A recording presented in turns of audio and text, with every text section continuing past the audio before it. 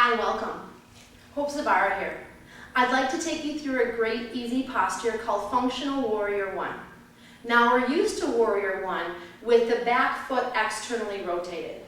And what I'd like to introduce to you and be open-minded about is about a functional stance. For most of us, and as teachers we probably recognize this, hopefully, most of our students already have misalignment in the feet. They're standing externally rotated, or they have collapsed arches, or they're pigeon-toed, or they stand with one foot more forward than the other. And so what I'm suggesting is that we teach our students neutral first. Then we can teach them the externally rotated and the internally rotated and all this other fun stuff. A good check-in is, are your students' issues getting better? Are they really getting better? Are your personal issues getting better? I know for me, I have some left hip issues that have turned into also some left body issues. I've had 2 children, car carriers, etc., and I found that my hip just wasn't getting better.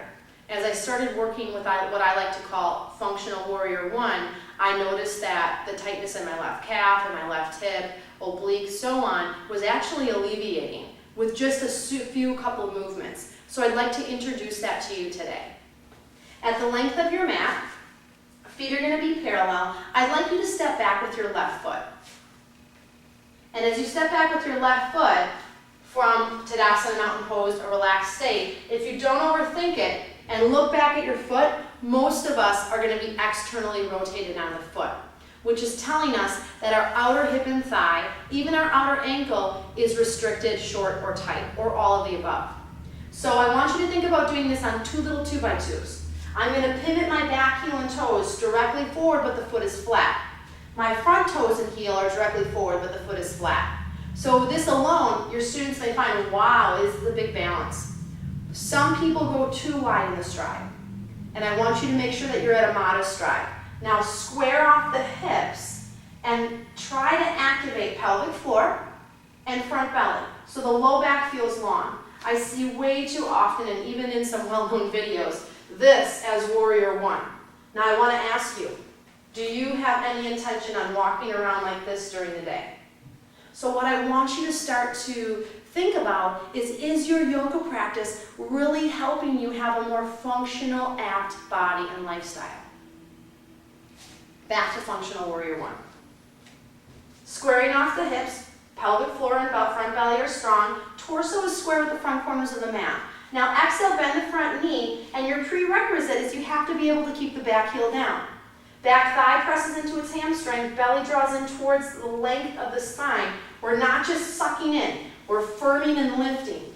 Now inhale, arms come up alongside the ears, rotate from the shoulder, the soft folds of your biceps inward, rather than pointing your arms forward. This is going to broaden out the upper back and help alleviate kyphosis and alleviate the tightness we get from too much sitting and driving. Now inhale, press through your back heel and lengthen through your fingertips. I often like to put a prop between people's hands, a small bowl or a block works. So it's just something to think about. Lengthen through the arms, or take your thumbs on the bottom side of the ball or block and inhale, press the thumbs towards the ceiling as you press your back heel down. You should feel all of your erectors on your back. Just really create length and space.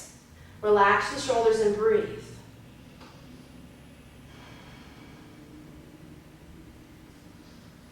Nice.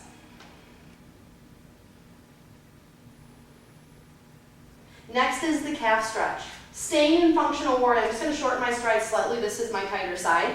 And we're going to bend and straighten the back knee 10 times without lifting the heel. So bend the back knee and straighten out the leg, exhale.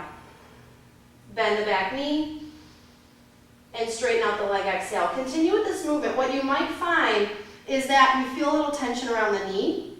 You feel a stretch in the shin or the outer ankle, calf. If you find that your knee isn't going anywhere, or you're not even bending, or your heel is lifting, shorten your stride again. Don't let the ego get in the way. If this, is trying on your upper body, just bring the hands to the heart and continue to work with the movement. Think about the function of the movement rather than the way the movement looks. You're going to find that you're going to get more out of your practice if you start changing your mindset and expectations on what you want to get out of the movement.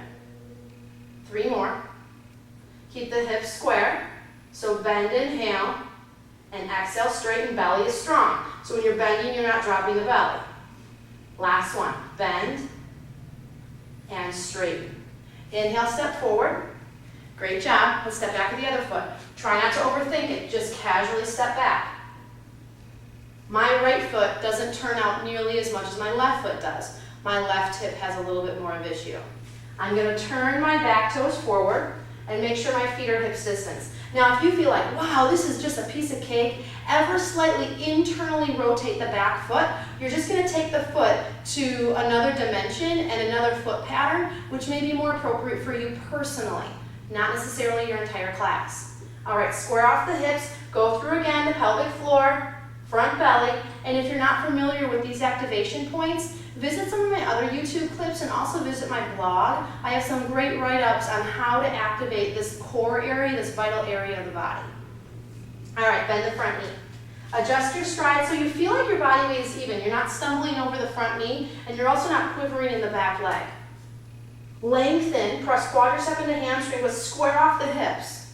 Again, most of us don't even know neutral, so why are we teaching ourselves all these other crazy postures? Just go back to the basics. Even if you're an advanced student, you'll appreciate it later on. Lengthen the low back, and then inhale. If you're ready, arms are going to come overhead. I'm going to press my thumbs into the ball so I get this great length through my back body. That doesn't mean you're picking up the shoulders. Keep the shoulders relaxed down. Let's take a couple of breaths. Inhale through the nose, relax your ribs, and when you inhale, think about lifting your body as a unit rather than just in the chest area. All right, let's start to bend and straighten the back heel 10 times. So inhale, bend, back knee, and exhale, straighten. Inhale, keep the hips square. So also the glute on the front leg is lengthening and strengthening as well. Inhale, bend. Exhale, straighten. Keep the back body long. Inhale, bend.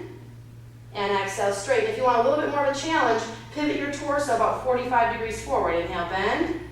And exhale, straighten, but keep the hips square. I'm lengthening. Inhale, bend, and exhale, straighten. If it's too much, go back to center. Inhale, bend, and exhale, straighten. Belly is strong. Stand tall. Inhale, bend, and exhale, straighten. 3 more. You're doing awesome. Inhale, bend, and exhale, straighten. Last time, inhale, bend, and exhale, straighten.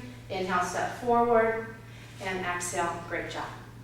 This is going to be a really vital movement for my runners, for my bikers, if you're a high-heeled shoe addict, because what's happening is our calves and ankles are short and tight, and they're not getting the length that they need, which is also going to reflect on the lack of ability to activate the pelvic floor effectively. Now, if you're a teacher or an avid student, and you notice that your chair pose looks something like this, it's telling you that there's a lot of tightness in the ankles, the Achilles, the calf muscle, which is reflecting up to your glute, giving you the inability to sit back.